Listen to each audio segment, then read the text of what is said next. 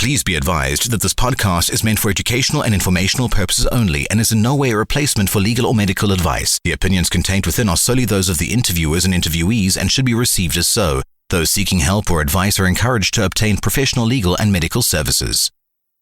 Check, 1 2 1 2. Live across the universe. Check it out. Ladies and gentlemen, It's about that time, y'all. you are now in the mix. It's time to wake up, folks. Don't touch that button. You're locked in to Wake Up Live from K.L.P Studios. A very good morning, Atlanta. Welcome back to our show. It's time to wake up with Blondie and Cera. Here's the latest this morning.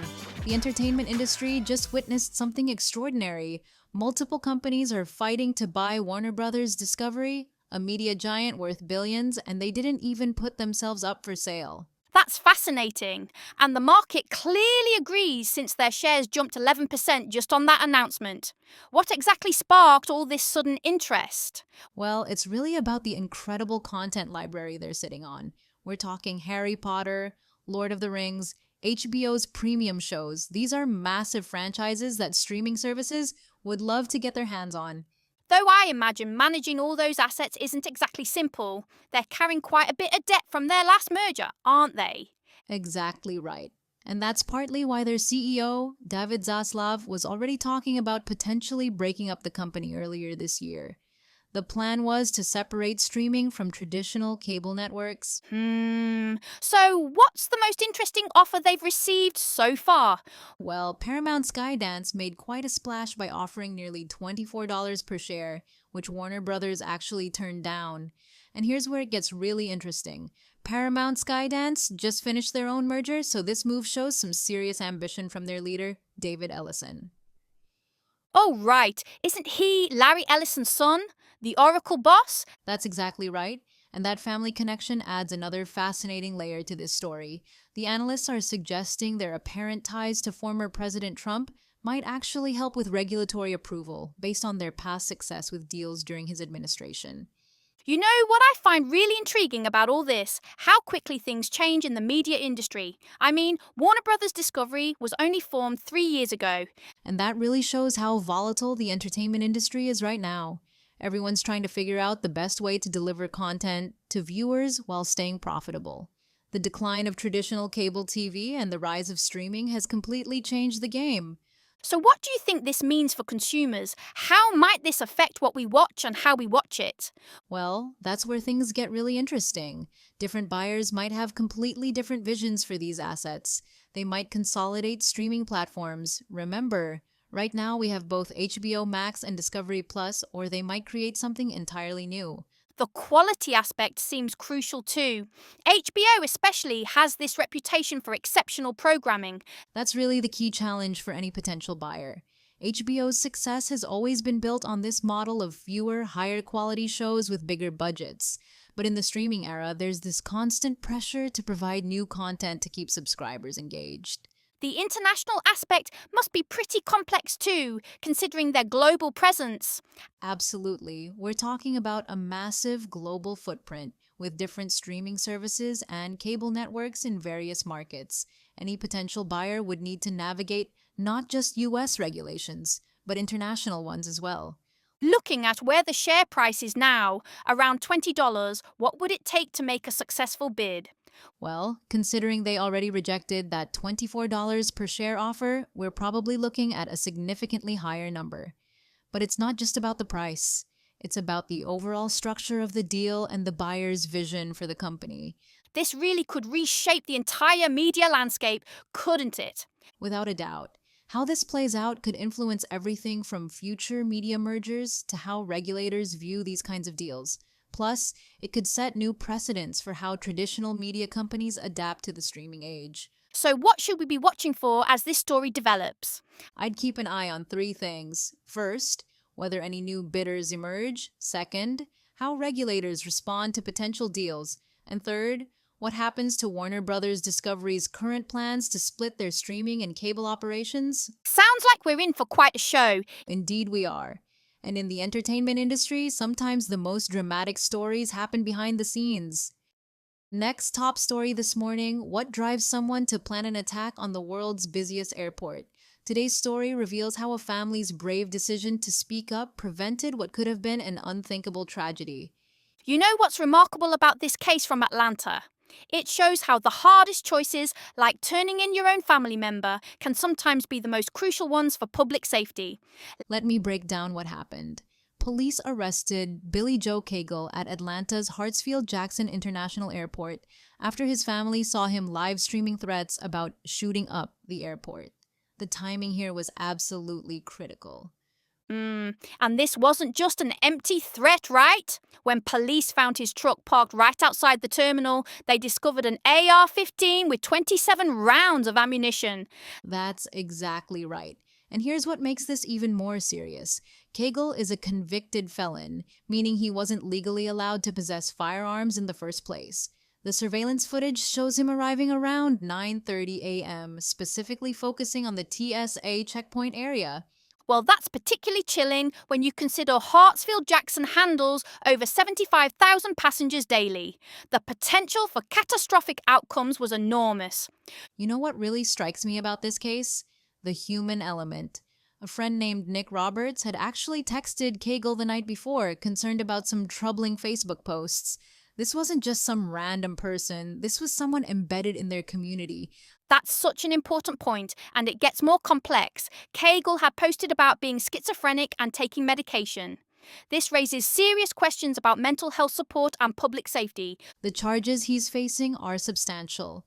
Terroristic threats, criminal attempt to commit aggravated assault, possession of a firearm during the commission of a felony, and possession of a firearm by a felon. But here's what Police Chief Shearbaum said that really stuck with me. We're here today briefing you on a success and not a tragedy because a family saw something and said something. So what do you think made this prevention effort so successful compared to other cases where warning signs were missed? Well, 3 key factors came together perfectly.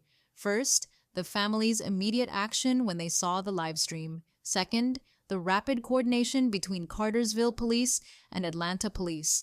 And third, the clear communication of the threat. There was no ambiguity in what Cagle was planning. That coordination piece is crucial. You know, studies show that in many prevented mass attacks, it's the breakdown in communication between agencies that often lets things slip through the cracks. Exactly. And let's talk about the broader implications here. This case demonstrates how social media can be both a threat and a tool for prevention. The same platforms that allowed Cagle to broadcast his intentions also helped alert people to the danger. And it really challenges our assumptions about these situations, doesn't it? As his friend Robert said, Cagle wasn't some monster. He was a father, a hard worker, someone struggling with mental health issues. That's what makes these cases so complex. We're not just talking about security measures or law enforcement response. We're talking about mental health support, family dynamics, and community responsibility all intersecting at once. Looking ahead, what lessons can we take from this case to prevent similar situations? 3 key takeaways stand out. First, the importance of having multiple layers of prevention, from mental health support to family intervention to law enforcement response. Second, the crucial role of community awareness in identifying warning signs. And third, the need for better systems to prevent prohibited individuals from obtaining firearms. Well, that last point is particularly relevant given that Cagle, as a convicted felon, shouldn't have been able to get that AR-15 in the first place. Looking toward the future, this case should serve as a model for prevention. It shows that when family members are willing to make difficult choices, when law enforcement agencies coordinate effectively, and when mental health concerns are taken seriously, we can prevent these tragedies before they occur. And perhaps that's the most important message, that prevention is possible when all these elements work together. Exactly. As we wrap up today's discussion, remember that speaking up isn't just about following a slogan. It's about potentially saving lives, even when making that choice feels impossible. And sometimes, as we've seen today, those impossible choices make all the difference between tragedy and prevention. Hey everyone, and welcome back to the Tech Reviewer's Take. I'm your host, Emma Johnson, and today we're taking a slight detour from our usual gadgets and gizmos to dive deep into something truly profound, the human experience behind the music. You know, sometimes the most groundbreaking innovations aren't found in a silicon chip, but in the raw, unfiltered expression of art. And that's exactly what we're going to explore with the new biopic, Springsteen, Deliver Me from Nowhere. This film isn't just another rock doc, it's a deep dive into the making of Bruce Springsteen's 1982 masterpiece, Nebraska, an album so understated, so personal, that even the boss himself barely touched on it in his sprawling memoir, Born to Run. It's fascinating how something so seemingly minor in his own narrative can hold such immense artistic weight, isn't it? What's interesting is, for an album that only gets 3 pages in a 500-page book, this movie argues it's one of the most pivotal moments in his career. So, grab a coffee, settle in, because we're about to uncover the tortured genius behind one of rock's most enigmatic records. Now, let's talk about the man at the center of this cinematic journey, Jeremy Allen White stepping into the formidable shoes of Bruce Springsteen. You might know him from his intense roles, and here he truly embodies a wretched and tortured boss. It's not just an imitation, it's a deep character study. He captures the paradox of Springsteen, open-mouthed in ecstasy on stage, yet sunken in his leather jacket, seemingly lost while roaming the streets. He sucks on his harmonica in a way that suggests it's a release from profound pain. Here's the thing, White's performance really leans into what I'd call his signature, hangdog, tortured sweet spot, and it works brilliantly for this role. It makes you wonder how much of an actor's personal essence shapes their most iconic characters. What's truly compelling is how he portrays this inner conflict, making Springsteen feel both larger than life and incredibly vulnerable. You see the superstar, but you also see the man grappling with deep internal struggles, which is a testament to White's nuanced acting. He really makes you feel the weight of artistic creation and personal struggle. What makes Nebraska such a unique chapter in Springsteen's discography and in this film is its utterly anti-commercial nature. Think about it. This was an album made between the commercial juggernauts of Born to Run and Born in the USA, albums that defined his superstar status. But Nebraska stands apart. It was painstakingly pulled through Springsteen, recorded on a rudimentary 4-track cassette recorder in a rented house in Colts Neck, New Jersey. And he insisted it be released exactly as is, imperfections and all. Can you imagine the courage that takes? The record executives naturally were aghast, calling it a highly unorthodox career move. They wanted radio hits, not acoustic doodles of felons, as one record honcho put it. But for Springsteen, it wasn't about capturing perfect sounds. It was about capturing ideas and finding something real in all the noise. It's a powerful lesson in artistic integrity, isn't it? Sometimes the most authentic art emerges when you defy expectations and just create what truly resonates within you, even if it sounds unfinished to others. Beyond the music, Springsteen, Deliver Me from Nowhere bravely delves into the personal demons and formative relationships that shaped the boss during this intense period. The script intelligently weaves in flashbacks to his early life, particularly his complicated and often fraught relationship with his father, portrayed fiercely by Stephen Graham. It's handled with such thoughtful care, really exploring the yearning to run from home, but also the inescapable pull of family. This isn't just backstory, it directly informs the bleak, desperate narratives woven into Nebraska. And then there's Faye, a compelling composite character played by Odessa Young, a single mom and waitress who falls for Springsteen but quickly realizes he's simply incapable at this time of settling down. She sees his fear, telling him, "I know you're scared." It adds such a human layer to the icon, showing how even rock stars grapple with vulnerability and the complexities of human connection. You can see how these deeply personal struggles fuel the raw emotion in his music. It really makes you reflect on how our past experiences, especially with family, shape our present, even for someone as iconic as Bruce. What struck me most about Springsteen Deliver Me From Nowhere is its courageous conclusion, a call for Springsteen to seek mental health help. This isn't something you often see in biopics of superstars, but it's essential here. For 2 hours, the audience witnesses a man's gradual breakdown, culminating in this crucial turning point. It's a powerful statement about the toll artistic creation can take and the importance of addressing our inner struggles. This film, in many ways, mirrors Nebraska itself. Unexpected, complicated, and deeply American Gothic. It's a testament to the idea that true strength isn't just about enduring pain, but about recognizing when you need help and reaching out for it. As someone who often grapples with creative pressures, I found this aspect incredibly relatable and honest.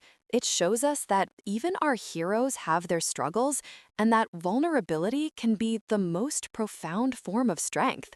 It leaves you with a sense of understanding, reminding us that art often comes from a place of profound emotional excavation. So, as we wrap up today's episode, it's clear that Springsteen Deliver Me From Nowhere offers more than just a glimpse into the making of an album. It's a profound exploration of artistic integrity, personal struggle, and the often hidden costs of genius. The film, much like Nebraska itself, is not an easy listen or watch, but it's an incredibly rewarding one, peeling back layers of an icon to reveal the human beneath. Jeremy Allen White's portrayal, the unflinching look at Springsteen's family dynamics, the battle between art and commerce, it all combines to create a powerful, resonant experience. It encourages us to look beyond the surface of celebrity and appreciate the raw, sometimes painful, journey of creation. This movie truly is a mirror of Nebraska, unexpected and complicated, but ultimately deeply impactful.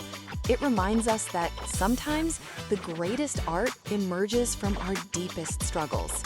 I highly recommend checking out both the film and the Nebraska album if you haven't already. Thanks for tuning in to the Tech Reviewer's Take. Check 1 2 1 2. Live across the universe. Check it out. Ladies and gentlemen, It's about that time, y'all. you are now in the mix. It's time to wake up, folks. Don't touch that button. You're locked in to Wake Up Live from K.L.P Studios.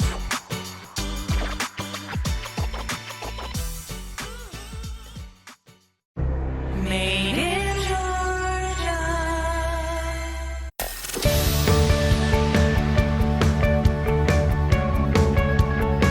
This week's episode has come to an end. But the fun doesn't have to stop here. If you have any questions, suggestions, or feedback, head over right now to Twitter and Facebook and like, share, and get involved. Join us next time.